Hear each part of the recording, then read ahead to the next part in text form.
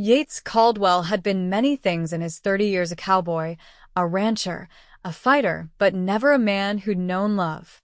Standing at the edge of his property in the Texas frontier, the setting sun painting the sky in hues of orange and purple, he wondered if some men were simply destined to face life alone. The year was 1876, and the West was still wild in many ways. Yates had come to Riverstone, Texas, with nothing but determination and calloused hands. Over 8 years, he'd built a modest ranch, earned respect among the townsfolk, and buried his heart beneath layers of disappointment after 3 failed attempts at love. The cool autumn breeze rustled through the tall grass as Yates mounted his chestnut stallion, Shadow. The town's harvest festival was tonight, and though he'd rather stay home with his thoughts and a bottle of whiskey, he'd promised Sheriff Holloway he'd make an appearance. As one of the more successful ranchers in the area, his presence was expected at such gatherings. "Come on, boy," he murmured to Shadow, patting the horse's strong neck. "Let's get this over with." The ride into Riverstone took 20 minutes, just enough time for Yates to rehearse his excuses for leaving early. He'd make his appearance, have one drink, exchange pleasantries with the necessary people, and be back home before the real celebrations began. The town was transformed for the festival. Lanterns hung from posts along the main street, casting a warm glow over the wooden buildings. Music from fiddles and harmonicas drifted through the air, accompanied by laughter and conversation. People from the surrounding homesteads and ranches had come together, dressed in their finest clothes, to celebrate another successful harvest. Yates tied Shadow to the hitching post outside the saloon and adjusted his hat. He'd made an effort tonight, wearing his good shirt and polished boots. Not that there was anyone to impress. Those days were long behind him. "Yates Caldwell, I was beginning to think you weren't coming," Sheriff Holloway called, approaching with a grin beneath his graying mustache. "Said I would, didn't I?" Yates replied, attempting a smile that didn't quite reach his eyes. "That you did. Come on, let me buy you a drink. There are some folks I want you to meet." The sheriff led him through the crowded saloon, past tables of card players and groups of ranchers discussing cattle prices. The familiar scent of whiskey, tobacco, and perfume filled the air. Yates nodded to acquaintances as they made their way to the bar. "Miss Preston arrived from St. Louis last week," the sheriff was saying. "She's taking over the schoolhouse now that Mrs. Winters is expecting." Yates wasn't really listening. He'd heard similar introductions before. Riverstone had a way of trying to pair off its eligible bachelors with every new unmarried woman who arrived in town. After his experiences with Elizabeth, Margaret, and Josephine, he wasn't keen on meeting anyone new. There she is," Sheriff Holloway said, directing Yates's attention to a young woman standing near the piano. Yates looked up, intending to give a cursory glance before making his excuses, but what he saw made the words die in his throat. She was tall for a woman, with copper-colored hair pulled back in a simple but elegant style. Her blue dress, though modest, complemented her slender figure. But it was her expression that caught his attention, intelligent eyes surveying the room with curiosity rather than judgment, and a small, thoughtful smile playing on her lips. "Miss Felicity Preston," the sheriff called out. "There's someone I'd like you to meet." She turned at the sound of her name, and Yates felt a strange lurch in his chest as those eyes green as spring grass after rain met his. "Miss Preston, this is Yates Caldwell, owner of the Pine Ridge Ranch just outside town." "Mr. Caldwell," she said, extending her hand. Her voice was clear and melodious, with just a hint of an Eastern accent. "Sheriff Holloway has told me about your ranch. It sounds impressive." Yates took her hand, suddenly aware of his own calloused palm against her smoother one. "The sheriff exaggerates, Miss Preston. It's a modest operation." "Modest but prosperous," Sheriff Holloway interjected. "Yates here has one of the finest breeding programs in the county. Started with almost nothing and built it up through hard work and good sense." Felicity's smile widened slightly. That's admirable, Mr. Caldwell. I've always respected those who create something meaningful through their own efforts. There was something genuine in her tone that made Yates believe she meant what she said, rather than simply making polite conversation. Thank you, madam, he replied, finding himself unusually tongue-tied. Your journey from St. Louis must have been difficult. It had its challenges, she admitted. But I found it exhilarating, too. There's something about heading west that makes one feel part of something greater than oneself. Before Yates could respond, Mrs. Holloway appeared at her husband's side, claiming Miss Preston was needed to help judge the pie contest. With a polite nod and another smile that seemed to linger just a moment longer than necessary, Felicity followed the sheriff's wife into the crowd. Fine young woman, Sheriff Holloway commented. Well educated, too. Taught at one of the best schools in St. Louis before deciding to come west. Yates merely nodded, his eyes still following the blue dress as it disappeared among the festival-goers. You should ask her to dance later, the sheriff suggested, a knowing look in his eye. I don't dance, Tom. You know that. Maybe it's time you learned. Yates changed the subject, asking about the sheriff's new deputy, and soon they were deep in conversation about town matters. But throughout the evening, Yates found his gaze repeatedly drawn to Felicity Preston. She moved through the festival with an easy grace, speaking with townsfolk young and old, laughing at jokes, and listening intently to stories. Unlike many newcomers, she didn't seem to hold herself apart or above the locals. When one of the farmers' wives pulled her into a circle dance, she joined willingly, following the steps with enthusiasm, if not perfect precision. Her laughter carried across the square, bright and unaffected. Yates found himself wandering closer, watching from the edge of the dancing area. He told himself he was simply curious about the woman who would be teaching the town's children, but deep down, he recognized the stirring of an interest he'd thought long dead. Not joining the dancing, Mr. Caldwell? The voice beside him made him start. Felicity had appeared at his elbow, her cheeks flushed from exertion, a few copper strands escaping from her hairpins. I leave that to those with the talent for it, he replied, suddenly conscious of his height as she stood beside him. She was tall, yes, but the top of her head still only reached his shoulder. I wouldn't call what I was doing talent, she laughed. More like enthusiastic stumbling. But it was enjoyable nonetheless. You seem to be doing fine. You're kind to say so. She fanned herself with her hand. It's warmer than I expected for October. The nights cool down quick this time of year, Yates said. But the dancing keeps everyone warm. Indeed. She looked out at the dancers, now forming lines for another folk dance. Will you tell me about your ranch, Mr. Caldwell? The sheriff mentioned you raise horses. Horses and some cattle. Yates nodded, surprised by her interest. Started with just 2 mares and a stallion 8 years ago. Now I've got 30 head of horses and 60 cattle. That's remarkable growth. You must work very hard. No harder than anyone else out here. He shrugged, uncomfortable with praise. What made you leave St. Louis for a place like Riverstone? It's quite a change. A shadow crossed her face briefly. Several reasons. I wanted adventure, certainly. And I believe in the importance of education on the frontier. She paused. But also, St. Louis held painful memories. Sometimes a fresh start is necessary. The vulnerability in her voice struck a chord in Yates. He understood about painful memories and fresh starts better than most. Well, Riverstone's lucky to have you, he said simply. The children need a good teacher. Thank you. Her smile returned. And what about you, Mr. Caldwell? Are you from Texas originally? No, madam. Kentucky-born. Came west after the war. You fought. Yes. He didn't elaborate.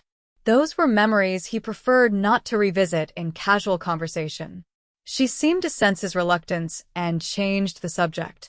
I've been told I should visit the countryside while the weather is still fair. Perhaps you could recommend some particularly beautiful spots. Before he could think better of it, Yates heard himself say, I could show you if you'd like. There's a ridge on my property with a view all the way to the Blue Mountains. Best seen at sunset. Felicity's eyes widened slightly in surprise, and Yates immediately regretted his impulsiveness. She was new in town, a respectable schoolteacher. Of course, she wouldn't want to ride out alone with a man she'd just met. I apologize, he said quickly. That was presumptuous of me. Not at all, she replied. I would enjoy that very much. Though perhaps we should bring a chaperone to avoid town gossip. Mrs. Holloway has been very kind to me. I'm sure she would accompany us. Yates nodded, both relieved and oddly disappointed by her practical solution. Of course. Sunday afternoon, perhaps? If you're not otherwise engaged. Sunday would be perfect. A call from across the square drew her attention. Mrs. Holloway was waving her over. It seems I'm needed again, Felicity said. Thank you for the conversation, Mr. Caldwell. I look forward to Sunday. As she walked away, Yates watched her go with a mixture of confusion and interest.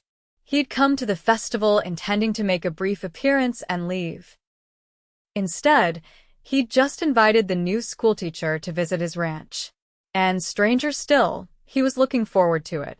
Well, drawled a familiar voice behind him.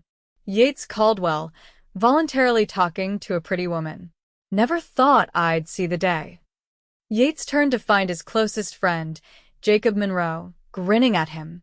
Jacob had been the first person to welcome Yates to Riverstone, offering work and friendship when both were scarce.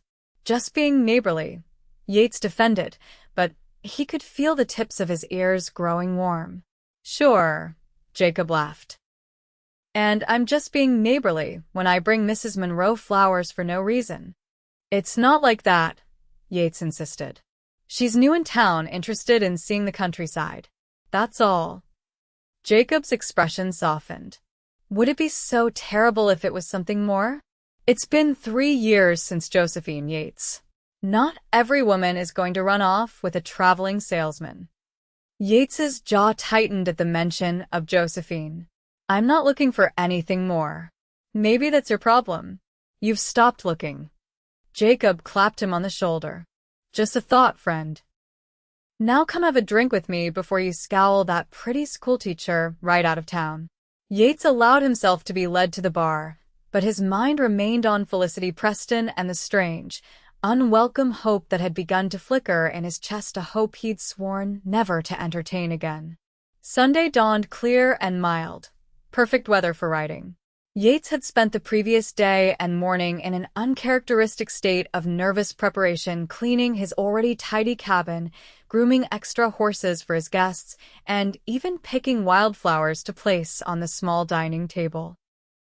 You've lost your mind, Caldwell, he muttered to himself as he surveyed his handiwork. What was he trying to prove with flowers and polished furniture?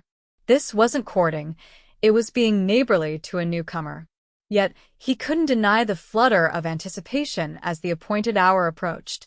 He'd arranged to meet Felicity and Mrs. Holloway at the sheriff's house and guide them back to his property. Now, leading 3 saddled horses through town, he felt conspicuous and oddly vulnerable. They were waiting on the porch when he arrived. Mrs. Holloway in her riding skirt and Felicity in a simpler but practical outfit clearly designed for horseback riding. Her hair was braided and pinned up under a small hat, making her look younger and somehow more approachable. Mr. Caldwell, she greeted him with a warm smile. How kind of you to bring horses for us. It's no trouble, he replied, helping Mrs. Holloway mount first. The mare is gentle but responsive. Her name's Daisy. When he turned to assist Felicity, he found her already checking the saddle and stroking the horse's neck with confident hands. You've ridden before, he observed. My father kept horses in St. Louis, she explained. Not as fine as these, but I'm comfortable in the saddle. She accepted his assistance mounting, but did so with the ease of an experienced rider. As they set off, Yates noticed she rode well, sitting straight but relaxed, handling the reins with a light touch. The ride to Pine Ridge Ranch took them through rolling grasslands dotted with oak and mesquite trees. As they traveled, Yates found himself pointing out landmarks and sharing stories about the area, encouraged by Felicity's genuine interest and thoughtful questions. "The land is different here than I imagined," she commented as they crested a small hill. "In books, Texas is always described as flat and barren. But this has its own kind of beauty, subtle and strong." "It grows on you," Yates admitted. "Wasn't sure I'd stay when I first arrived. Now I can't imagine being anywhere else." "I understand that feeling," Mrs. Holloway added. "When the sheriff brought me here as a bride 20 years ago, I cried for a week. Now wild horses couldn't drag me back east." They reached the ranch by mid-afternoon. Yates felt a swell of pride as he watched Felicity take in the neat cabin, well-maintained barn, and healthy livestock. It wasn't grand by any means, but everything spoke of care and hard work. "This is lovely," Felicity said, dismounting gracefully. "You've built something wonderful here, Mr. Caldwell." "Thank you," he replied, strangely moved by her approval. "Would you like to see the horses before we ride to the ridge?" "The view is best closer to sunset anyway." They spent the next hour touring the property. Yates showed them his pride and joy the horse breeding program he'd developed over the years. Felicity asked intelligent questions about bloodlines and training methods, showing knowledge that surprised and impressed him. "My father was a horse trader," she explained when he commented on it. "Not the most respectable profession in St. Louis society, but I learned a great deal from him." "Knowledge is never wasted," Yates replied. "Especially practical knowledge." As the sun began its descent toward the horizon, they mounted up again and rode to the ridge Yates had mentioned.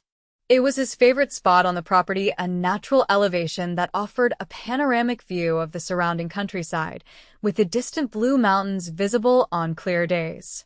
They reached the top just as the sun touched the edge of the mountains, bathing everything in golden light.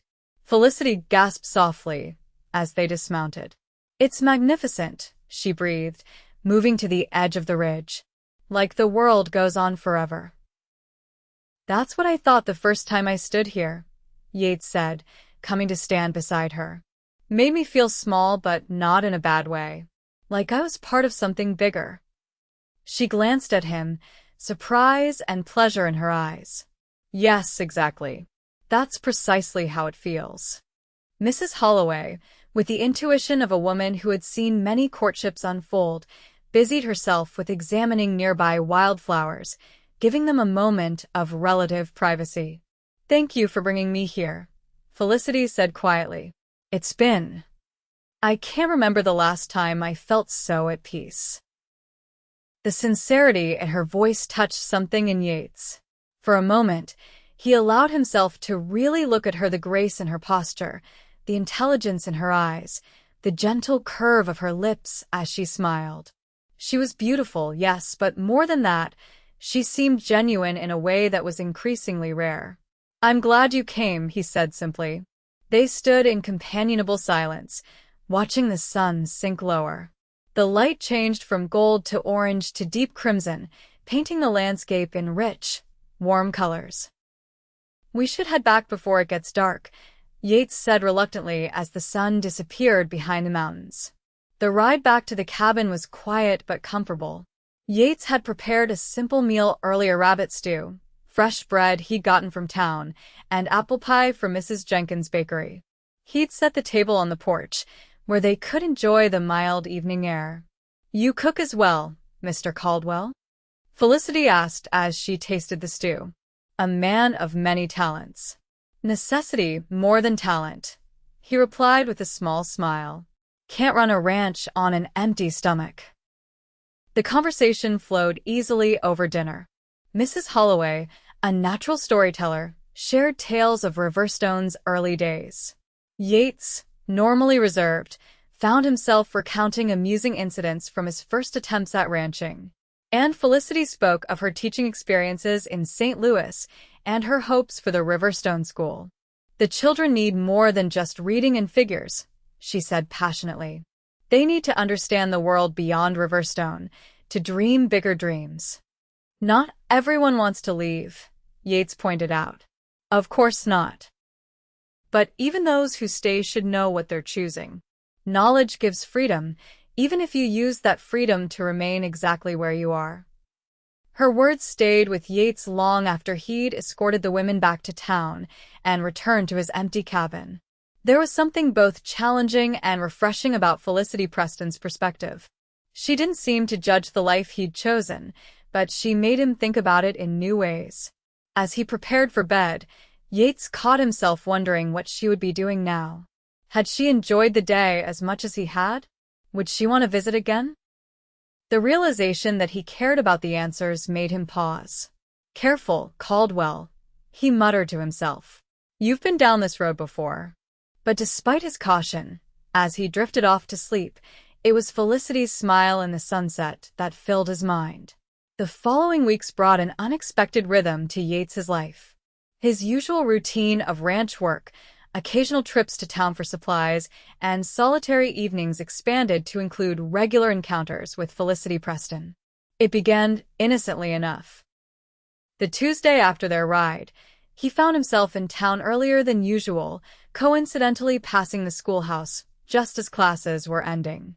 Felicity spotted him from the doorway and waved. Before he knew it, he was helping carry books and slates back to her small quarters behind the schoolhouse, listening as she enthusiastically described her students' progress. The next week, he discovered that the general store received new book shipments on Thursdays, the same day Felicity usually came in to browse the limited selection. If he happened to time his supply runs for Thursday afternoons, well, that was just efficient planning. When the church needed volunteers to build new benches for the schoolhouse, Yates was the first to offer his services.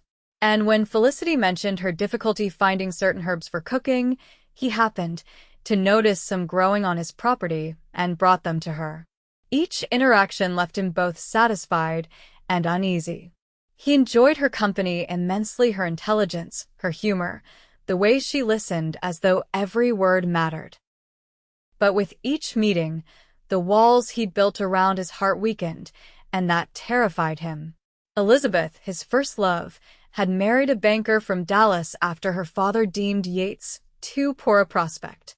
Margaret had seemed sincere in her affections until her former beau returned from California with gold in his pockets. And Josephine. Josephine had accepted his proposal, lived in his home for 3 months, then disappeared with a traveling salesman, leaving nothing but a brief note about needing more excitement than ranch life could provide. Each rejection had cut deeper than the last, until Yates had concluded that some men weren't meant for marriage and family. He'd poured himself into his ranch instead, finding satisfaction in work well done and the respect of his neighbors. Now Felicity Preston threatened that hard-won peace, stirring hopes he'd thought long buried. Yet he couldn't bring himself to stay away. "You're mooning over her like a lovesick calf," Jacob teased one evening at the saloon, a month after the festival.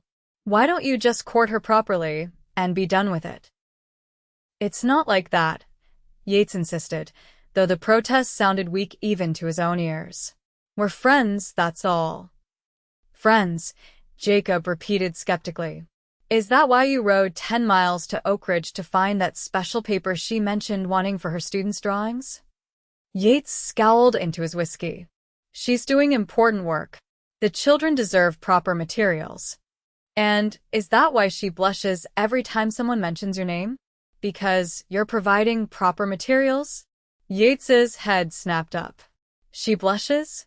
Jacob's laugh was full of both amusement and exasperation. "Lord help me. Yes, you fool. She blushes and gets that soft look women get when they're sweet on a man." The thought sent an unexpected thrill through Yates, quickly followed by a cold wave of doubt. Even if that were true, and I'm not saying it is, it wouldn't matter. I'm not looking to court anyone. Because of Josephine? Jacob's voice softened. Yates, not every woman is going to leave. Miss Preston doesn't strike me as the flighty type. Neither did Josephine, until she was gone. Yates reminded him bitterly. I'm not willing to take that chance again. So you'd rather be alone forever than risk being hurt again? Jacob shook his head. That's no way to live, friend. It's my choice to make, Yates replied firmly, signaling for another drink to end the conversation. But Jacob's words followed him home that night, echoing in his mind as he completed his evening chores. Was he really willing to spend his life alone rather than risk another heartbreak? The answer had always been a resolute yes. Now, for the first time, he found himself uncertain. The next day brought unexpected news that pushed personal contemplations aside. A group of rustlers had been working their way through the county, stealing cattle and horses from isolated ranches. The Wilkerson place, just 15 miles from Pine Ridge, had been hit the previous night. Sheriff Holloway called a meeting of all the ranchers and farmers in the area. The town hall was packed as he outlined what they knew and the precautions everyone should take. Travel in pairs when possible, he advised. Keep your valuable stock close to your main buildings.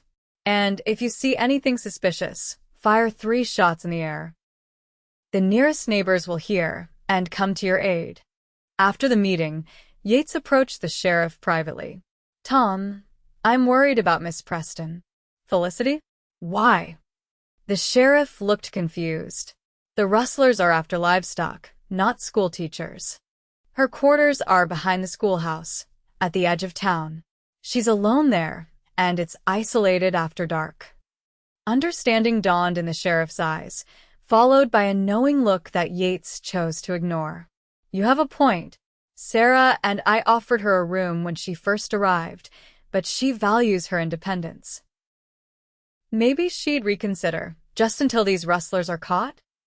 I'll speak with her, the sheriff promised. Though I suspect she'll insist she's perfectly capable of looking after herself. The sheriff's prediction proved accurate. That evening, as Yates was finishing his dinner at the hotel restaurant, Felicity herself appeared at his table. May I join you? She asked, her expression a mixture of amusement and irritation.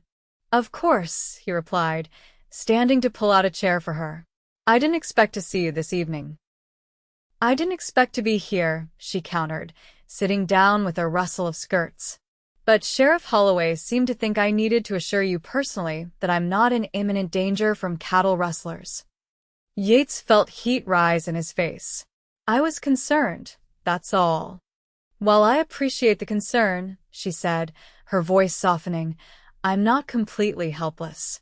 My father taught me to shoot, and I keep a rifle by my bed. This information surprised Yates. You know how to use a rifle? I can hit a can at 50 paces, she confirmed with a small smile. Would you like a demonstration sometime? Despite his embarrassment, Yates found himself chuckling. I believe you. But these rustlers are dangerous men, Miss Preston. They killed one of Wilkerson's hands. Her expression sobered. I know, and I'm taking precautions. But I can't hide away in fear or abandon my independence at the first sign of trouble. Something in her tone made Yates wonder if she was speaking about more than just the current situation. May I ask you something personal? She looked surprised but nodded. You may ask. I reserve the right not to answer. You mentioned that St. Louis held painful memories. Was it more than just painful? Felicity was quiet for a long moment, her fingers tracing the pattern on the tablecloth. Yes, she finally said. After my father died, I found myself in difficult circumstances. My mother had passed years before, and I discovered that my father had debts I wasn't aware of. His business partner offered a solution marriage to his son, who would take over the business. You didn't want to marry him? Yates asked gently. Frederick was controlling. Even during our brief engagement, he tried to dictate every aspect of my life, what I wore, who I spoke to, even what books I read. She looked up, her green eyes filled with a remembered distress. I realized that marrying him would mean surrendering my very self. So I broke the engagement, sold what little was left after the debts were paid, and came west.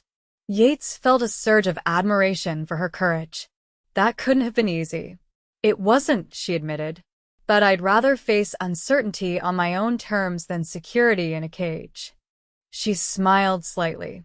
So you see, Mr.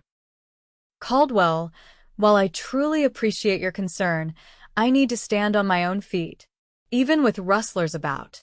I understand, he said, and found that he truly did. But would you at least permit me to ride by the schoolhouse in the evenings? For my peace of mind, if nothing else. She studied him for a moment, her expression softening. I suppose I could allow that. But only if you'll join me for tea when you do. It gets lonely in the evenings sometimes. The invitation sent a warm current through his chest. I'd like that. And so began a new routine. 3 or 4 evenings a week, Yates would ride into town after finishing his ranch work. He'd check the schoolhouse and surrounding area, then join Felicity for tea and conversation on the small porch of her quarters. These evenings quickly became the highlight of his week. They talked about books. Felicity was an avid reader with eclectic tastes. They discussed her students and his horses. She told him about growing up in St. Louis, and he shared carefully selected stories from his own past. Sometimes they simply sat in comfortable silence, watching the stars emerge. In those quiet moments, Yates found a peace he hadn't known was possible with another person. One evening in late November, as the air turned crisp with the approach of winter, their conversation took an unexpected turn. Why did you never marry Mr. Caldwell? Felicity asked suddenly. They had progressed to using first names in private, but she occasionally reverted to formality when broaching serious topics. Yates stared into his tea, considering how much to reveal. I came close. 3 times, actually. What happened? Her voice was gentle, free of judgment. The first left me for a wealthier man. The second returned to a former beau. And the third. He paused, the wound still tender despite the years. The third lived with me as my fiancé for 3 months before deciding ranch life was too dull. She left with a man selling patent medicines and exotic goods from back east. I'm sorry, Felicity said softly. That must have been devastating. It was. He looked up at her, something in her expression encouraging honesty. After Josephine left, I decided some men aren't meant for family life. Better to accept that than keep trying and failing. Is that what you truly believe? Or is it what you tell yourself to avoid risking pain again? The directness of her question caught him off guard. Does it matter? The result is the same. I think it matters a great deal, she replied. Fear and conviction lead to very different lives, Yates. Her words unsettled him, striking too close to truths he preferred not to examine. Before he could respond, a sound from the darkness behind the schoolhouse caught his attention, a soft scraping, like a boot on gravel. He rose quickly, hand moving to the revolver at his hip. Stay here, he whispered to Felicity, who had also heard the noise and was now standing alert beside him. Be careful, she whispered back, reaching through the doorway to retrieve her rifle.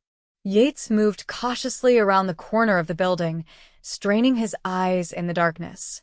The moon was nearly full, casting enough light to see by, but creating deep shadows between buildings. A flash of movement caught his eye, a figure darting between the schoolhouse and the woodshed.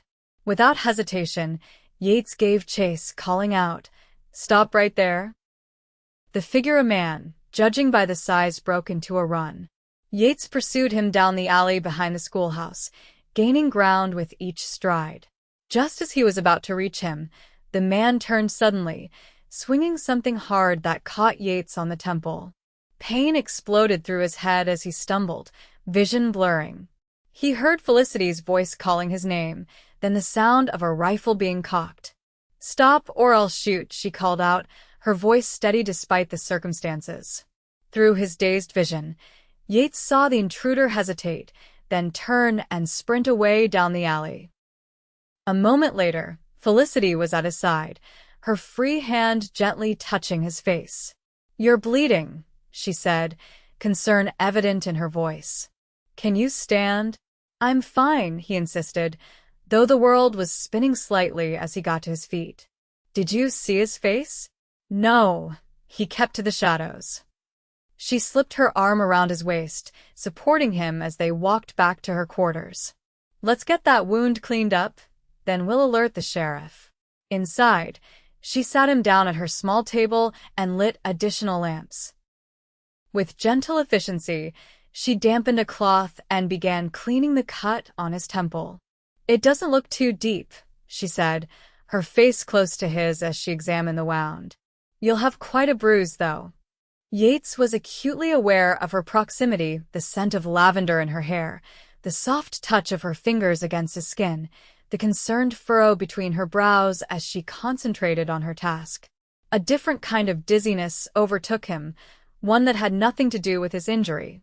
"Felicity," he said softly. She paused, her eyes meeting his. Something in his expression made her breath catch audibly. "Yes," she whispered. The moment hung between them, fragile and charged with possibility. Yates knew he should pull back, maintain the careful distance he'd established. But with her so close, the barriers he'd built seemed suddenly meaningless. Slowly, giving her every chance to withdraw, he leaned forward and pressed his lips to hers. The kiss was gentle, questioning. For a heartbeat, she remained still, and he feared he'd made a terrible mistake. Then her hand moved to his cheek, and she was kissing him back with a sweetness that made his chest ache. When they finally parted, her eyes remained closed for a moment, as if savoring the sensation. Then she looked at him with such warmth that it banished the chill of all his previous disappointments. "I've been hoping you would do that," she confessed, a shy smile playing on her lips. "Have you?" he asked, surprised and pleased. "For weeks now." Her smile widened. "I was beginning to think I'd have to take matters into my own hands." Yates laughed softly, feeling lighter than he had in years. "I'm glad I spared you the trouble." The sound of approaching footsteps interrupted the moment. Someone was coming up the porch steps. They moved apart just as a knock came at the door. "Miss Preston? Is everything all right?" It was the sheriff's voice. Mrs. Jenkins said she heard shouting. Felicity went to open the door, composing herself as she did so. "Sheriff, I'm glad you're here. We had an intruder. Mr. Caldwell was injured pursuing him." Sheriff Holloway's concerned gaze moved from Felicity to Yates, taking in the cut on his temple and the bloodied cloth on the table. If he noticed anything unusual in their demeanor, he gave no sign of it. "Tell me what happened," he said, stepping inside and closing the door. They recounted the incident, describing the intruder as best they could, though neither had seen his face clearly. The sheriff took notes and promised to increase patrols around the schoolhouse. "In the meantime," he said, looking pointedly at Yates, "it might not be a bad idea to have someone stay with you, Miss Preston. At least until we catch this fellow and figure out what he was after." "That won't be necessary," Felicity began, but Yates interrupted. "I could sleep on your porch," he suggested. "Just for a few nights, until we're sure he won't return." She looked at him, understanding passing between them. This wasn't about questioning her capability, but about his need to ensure her safety, a need that had taken on new urgency since their kiss. "Very well," she agreed. "But just for a few nights." After the sheriff left, promising to return with a deputy to search the area more thoroughly, they found themselves alone again. The interruption had broken the spell of their earlier moment, leaving an awkward uncertainty in its place. "About what happened before," Yates began, suddenly nervous. "The kiss?" Felicity supplied, her directness both disconcerting and refreshing. "Yes." He took a deep breath. "I don't want you to think I was taking advantage of the situation." "I don't think that at all." She moved closer, her expression serious. "Yates, I'm not Elizabeth or Margaret or Josephine. I know my own mind, and I've come to care for you deeply." The simple honesty of her declaration stunned him. "I care for you too," he admitted. "More than I thought possible. But I'm afraid, Felicity. Afraid of hoping again, only to see that hope destroyed." "I understand fear," she said softly. "I left everything I knew because I was afraid of losing myself in a marriage without love or respect. But I didn't let that fear stop me from seeking something better." She took his hand in hers. "Sometimes courage isn't about not being afraid, it's about moving forward despite the fear." Her words resonated within him, challenging the walls he'd built around his heart. Could he find the courage she spoke of? Could he trust again, knowing the pain that might await? Looking into her clear green eyes, Yates found himself wanting to try. For her, for the possibility of a future with her, he would risk the scars reopening. "I can't promise I won't be scared," he said, squeezing her hand. "But I'd like to see where this leads, if you're willing." Her smile was like sunrise after a long night. "I'm more than willing." The intruder was caught 3 days later, not a rustler as they'd feared, but a drifter looking to steal supplies from the schoolhouse. With the immediate danger past, Yates no longer had a reason to sleep on Felicity's porch. But something fundamental had changed between them. Their courtship progressed with a careful tenderness, both of them aware of the wounds they carried and determined not to inflict new ones. Yates brought her wildflowers and books from his small collection. Felicity knitted him a scarf for the winter months and packed lunches for him when he had long days of work. They rode together on Sundays after church, sometimes with Mrs. Holloway as chaperone, sometimes with other couples from town. Yates found himself opening up more, sharing stories and dreams he'd kept private for years. And Felicity blossomed in his company, her natural vivaciousness enhanced by the joy they found in each other. As Christmas approached, the town buzzed with preparations for the holiday celebration. The school children were practicing a nativity play under Felicity's direction, and every household was busy with baking and decorating. Yates, too, was making preparations, but of a different sort. In the evenings, after long days of ranch work, he carefully crafted a small wooden box from cedar, carving intricate patterns along its edges. Inside, nestled on a bed of velvet purchased at great expense from the general store, lay his mother's gold ring, the only heirloom he'd brought with him from Kentucky. He hadn't planned to propose so soon. They'd known each other barely 3 months, and he'd sworn never to rush into marriage again. But something about Felicity Preston made waiting seem pointless. He knew her character, her strength, her heart. And he knew, with a certainty that surprised him, that she was the woman he wanted to build a life with. The question was when and how to ask. He wanted the moment to be special, memorable. After much consideration, he decided on Christmas Eve, after the children's play, but before the town dance. There was a small garden behind the church that would be decorated with lanterns for the holiday, the perfect setting for a proposal. What Yates didn't anticipate was the blizzard that swept in 3 days before Christmas, blanketing Riverstone and the surrounding countryside in 2 feet of snow. Travel became nearly impossible, with drifts piling higher than a man's head in some places. Trapped at his ranch by the storm, Yates fretted about the proposal, the town celebration, and most of all, Felicity's safety. Had she enough firewood? Was her small quarters warm enough? The thought of her alone in the cold made him desperate to reach her, but attempting the journey would be foolhardy at best, fatal at worst. For 2 days, the storm raged. Yates tended his animals, kept his firewood stacked, and waited impatiently for a break in the weather. When it finally came, on the morning of Christmas Eve, he wasted no time. Saddling Shadow, he packed the wooden box securely in his saddlebag, wrapped himself in his warmest clothes, and set out for town. The journey was arduous. Though the snow had stopped falling, the drifts were deep, and Shadow struggled in places. What normally took less than half an hour stretched into a 2-hour ordeal.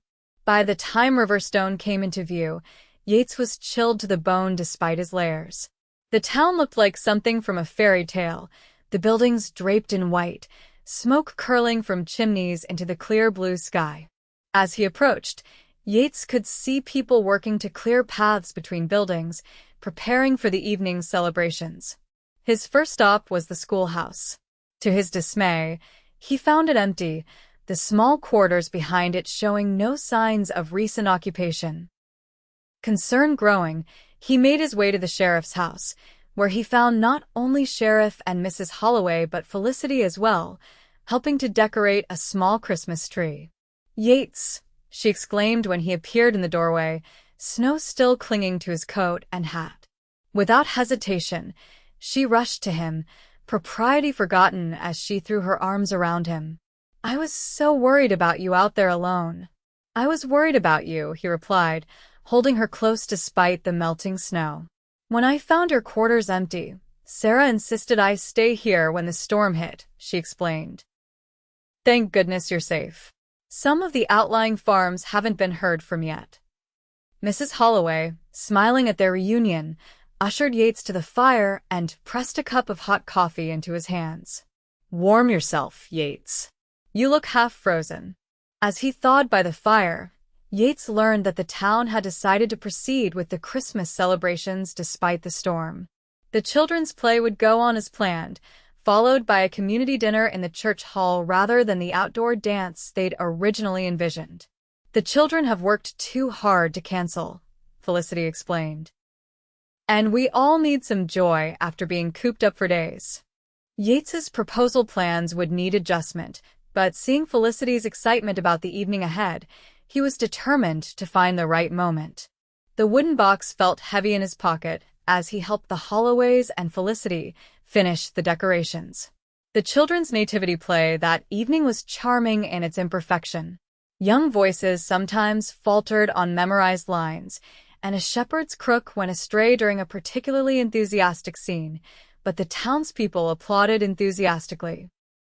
Felicity beamed with pride as her students took their bows, her eyes occasionally finding Yates's in the audience. The community dinner that followed was a testament to frontier resourcefulness. Despite the storm's disruption, every family had contributed something: roasted meats, preserved vegetables, pies, and cakes made from stored summer fruits. The church hall was warm with body heat and goodwill as people who had been isolated for days reunited to celebrate. Yates watched Felicity move through the crowd, stopping to speak with parents about their children's performance, helping serve food, laughing at jokes. She belonged here, he realized. Despite her Eastern education and upbringing, she had found her place in this rough frontier town, just as he had. As the evening progressed, he grew increasingly nervous about his planned proposal. The crowded hall offered no privacy, and stepping outside meant braving bitter cold and deep snow. Just as he was considering postponing until a more opportune moment, Felicity appeared at his side. "Walk with me," she asked, gesturing toward the church's small vestibule. He followed willingly, curious about her intent. The vestibule was dimly lit and empty, offering a quiet respite from the noisy celebration. Through the windows, they could see snowflakes beginning to fall again, illuminated by the lanterns hung around the church entrance. "It's beautiful, isn't it?" Felicity said, gazing out at the snow. "I've always loved winter nights, how quiet the world becomes, as if holding its breath." "It is beautiful," Yates agreed, though he was looking at her rather than the snow. The lantern light caught the copper highlights in her hair and softened the planes of her face. "Felicity, there's something I wanted to ask you tonight." She turned to him, her expression expectant. "Yes." His carefully prepared speech deserted him as he looked into her eyes. Instead, he reached into his pocket and withdrew the wooden box, opening it to reveal the gold ring nestled inside. "I love you," he said simply. "I never thought I'd say those words again and mean them, but I do. You've brought light back into my life, shown me that I can trust again, that I can hope again." He took a deep breath. "Would you do me the honor of becoming my wife?" Felicity's eyes widened, then filled with tears. For a terrifying moment, Yates feared he'd misread everything, that she was about to refuse. Then she smiled, a radiant expression that dispelled his doubts instantly. "Yes," she whispered. "Oh, Yates, yes. I love you too." His hands trembled slightly as he slipped the ring onto her finger. It fit perfectly, as if it had been made for her all along. Unable to contain his joy, he pulled her into his arms and kissed her deeply, pouring all his love and gratitude into the embrace. When they finally parted, both breathless and smiling, Felicity rested her forehead against his. "This is the best Christmas I've ever had." "It's just the first of many we'll share," Yates promised, his heart fuller than he'd ever thought possible. They returned to the celebration hand in hand, their happiness so evident that announcements seemed unnecessary. Mrs. Holloway spotted the ring immediately and embraced them both, tears in her eyes. Sheriff Holloway clapped Yates on the back, whispering, "About time, son," with a knowing grin. Jacob and his wife offered heartfelt congratulations, Jacob unable to resist adding, "Told you so," when Felicity wasn't listening. By the evening's end, the entire town knew that the schoolteacher and the rancher were engaged. Some expressed surprise at the speed of the courtship, but those who had seen them together over the past months merely nodded in satisfaction, as if a foregone conclusion had finally been acknowledged. As Yates escorted Felicity back to the Holloway's house through the gently falling snow, they made plans for a spring wedding after the worst of winter had passed but before the busy summer months. "We'll need to build an addition to the cabin," Yates said, already thinking practically. "It's too small for two." "And bookshelves," Felicity added with a smile. "I have quite a collection. Bookshelves, a larger kitchen, maybe a proper parlor for when we have guests." "It sounds wonderful," she said, squeezing his hand. "But, I'd be happy in a tent as long as we were together." Yates stopped walking and turned to face her, struck anew by the depth of his feelings for this remarkable woman. "I don't deserve you," he said softly. "Don't say that," she replied, touching his face with her gloved hand. "We deserve each other's love and happiness. Both of us." Standing there in the falling snow, Yates finally allowed himself to believe it was true. The past with its disappointments and pain no longer defined him. With Felicity by his side, he could look forward to a future brighter than any he'd dared to imagine. The winter months passed in a flurry of wedding preparations and practical arrangements for their future life together. Yates, with help from Jacob and other neighbors, began work on the cabin addition whenever weather permitted. Felicity divided her time between teaching and learning the basics of ranch management from Mrs. Monroe, determined to be a true partner to Yates in all aspects of their life. Their wedding day dawned clear and mild, the first truly warm day of spring. The entire town turned out for the ceremony in Riverstone's small church, which had been decorated with early wildflowers gathered by Felicity's students. She wore a simple white dress ordered from a catalog and carried a bouquet of bluebonnets, the Texas state flower that carpeted the hillsides each spring. As Yates watched her walk down the aisle toward him, he was struck by a sense of rightness, so profound it almost overwhelmed him. This was meant to be, they were meant to be. All the heartbreak that had come before had led him to this moment, to this woman who looked at him with such love and trust. The ceremony was brief, but meaningful, both of them choosing to write their own vows rather than use traditional ones. Felicity promised to stand by him through all of life's challenges, to respect his strengths and support him in his weaknesses, to build a home and family filled with love and laughter. Yates, his voice steady despite the emotion tightening his throat, vowed to cherish her independence as well as their partnership, to trust in their love even when fears arose, to work every day to be worthy of the gift she was giving him. When the minister pronounced them husband and wife, The kiss they shared was both a promise and a celebration of the journey completed and the one just beginning. The reception that followed at the town hall was joyous and relaxed. Tables groaned under the weight of contributed dishes, fiddle music filled the air, and children darted between dancing couples. Yates found himself smiling so much his cheeks ached, especially when watching Felicity dance with her students or chat animatedly with the townswomen who had become her friends. "Happy?" Jacob asked, appearing at his side with 2 glasses of whiskey. "More than I thought possible," Yates admitted, accepting the drink. "I keep waiting to wake up." Jacob chuckled. "Get used to it, friend. This is real, and from where I'm standing, it's just the beginning of your happiness." As the evening drew to a close, the couple departed amid cheers and well wishes, riding in a flower-decorated wagon to Pine Ridge Ranch, their home now, not just Yates's. The addition wasn't quite finished, but the main cabin had been prepared for the bride's arrival, with new curtains at the windows and a larger bed that Yates had built himself. "Welcome home, Mrs. Caldwell," Yates said as he carried Felicity over the threshold, an old tradition his mother had told him about. She laughed, wrapping her arms around his neck. "I like the sound of that." Their first night as husband and wife was everything Yates had hoped for: tender, passionate, and filled with discoveries. Felicity's trust and enthusiasm banished any awkwardness, and by morning, they had learned the language of each other's bodies as thoroughly as they had already learned the language of each other's hearts. The days that followed established the rhythm of their married life. They rose early, sharing coffee and conversation before the day's work began. Felicity continued teaching at the schoolhouse, riding into town each morning and returning in the afternoon. Yates focused on the ranch, pleased to find that Felicity's knowledge of horses complemented his own, her fresh perspective often offering solutions to problems he'd been struggling with. Evenings were for shared meals, reading aloud from their growing collection of books, and planning for the future.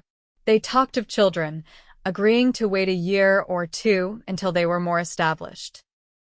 They discussed expanding the horse breeding program, possibly adding a specialized line of carriage horses that Felicity believed would sell well to wealthy buyers back east. Spring gave way to summer, and with the warmer weather came completion of the cabin addition. The expanded home now boasted a proper parlor with built-in bookshelves, a larger kitchen with a new cast-iron stove, and a small study where Felicity could prepare her lessons and Yates could manage the ranch accounts. "It's perfect," Felicity declared as they arranged her books on the new shelves. "Exactly what I dreamed of when I came west." "You dreamed of a frontier cabin with drafty windows?" Yates teased, pulling her into his arms. "I dreamed of a home," she corrected, resting her head against his chest. "A real home, with someone who loves me for who I am." Yates tightened his embrace, thinking of how close he'd come to missing this happiness. If he'd allowed past disappointments to harden his heart completely, if he'd refused to risk loving again, he would never have known the joy that now filled every day. "Thank you," he murmured into her hair. "For what?" "For teaching me that some risks are worth taking." She looked up at him, her green eyes bright with emotion. "And thank you for showing me that finding love doesn't mean losing myself." Their kiss was both an affirmation and a promise of the life they'd chosen together and the future they would build, one day at a time. As summer faded into autumn, their first anniversary approaching, Felicity shared news that would change their lives forever. "Yates," she said one evening as they sat on the porch, watching the sunset paint the sky in familiar hues of orange and purple. "I have something to tell you." There was a quality to her voice that made him turn to look at her, a mixture of nervousness and joy that sent his heart racing. "What is it, love?" She took his hand and placed it gently on her still flat stomach. "We're going to have a baby. In the spring." For a moment, Yates couldn't speak, overwhelmed by a wave of emotions so powerful it took his breath away. A baby. A child of their own, created from their love. The family he'd once despaired of ever having was becoming real. "Are you certain?" He finally managed, his voice thick. Dr. Matthews confirmed it yesterday. She watched his face anxiously. "Are you happy?" In answer, he pulled her onto his lap and kissed her with all the love and gratitude filling his heart. "Happy doesn't begin to describe it," he said when they parted. There aren't words, Felicity. A baby. Our baby." Her smile was radiant as she leaned her forehead against his. "I know. I can hardly believe it myself." That night, as Felicity slept beside him, Yates lay awake, his hand resting protectively over the place where their child grew. He thought about the journey that had brought him here, the heartbreaks that had nearly broken him, the walls he'd built around his heart, the fear that had almost kept him from reaching for happiness. And he thought about the kiss that had changed everything. One moment of courage in the aftermath of danger, one leap of faith when fear would have been easier. That kiss had been the turning point, the moment when he'd chosen hope over caution, love over loneliness. Looking at his sleeping wife in the moonlight, Yates felt a gratitude so profound it brought tears to his eyes. For the first time in his life, he was exactly where he was meant to be, with exactly the right person by his side. The future stretched before them, full of promise and possibility. Whatever challenges came, and he knew there would be many, they would face them together. He would never again let fear of loss keep him from embracing life's joys. Felicity had taught him that love was always worth the risk, that happiness was possible even after heartbreak. As sleep finally claimed him, Yates Caldwell, once a cowboy, denied love again and again held his wife close, secure in the knowledge that the family and future he'd once thought beyond his reach were now his reality. And it had all begun with one kiss on a winter night, when two wounded hearts had found the courage to trust again. Spring arrived with gentle rains and fields of wildflowers. The ranch flourished under their combined care, the horse breeding program gaining reputation throughout the county and beyond. And as the bluebonnets reached their peak bloom, painting the hillsides in vibrant blue, Felicity gave birth to their daughter. Yates paced outside their bedroom as Mrs. Holloway and the midwife attended Felicity, each cry of pain tearing at his heart. After what seemed an eternity, a different cry filled the air, the lusty wail of a newborn taking her first breath. When he was finally allowed inside, the sight that greeted him would remain etched in his memory forever. Felicity, exhausted but radiant, holding a tiny bundle wrapped in a soft blanket. "Come meet your daughter," she said, her voice filled with wonder. Yates approached almost reverently, peering down at the small, perfect face. The baby had a dusting of copper hair like her mother's, and, when she briefly opened her eyes, he caught a glimpse of newborn blue that he suspected might eventually turn to his own hazel. "She's beautiful," he whispered, carefully taking the infant when Felicity offered her.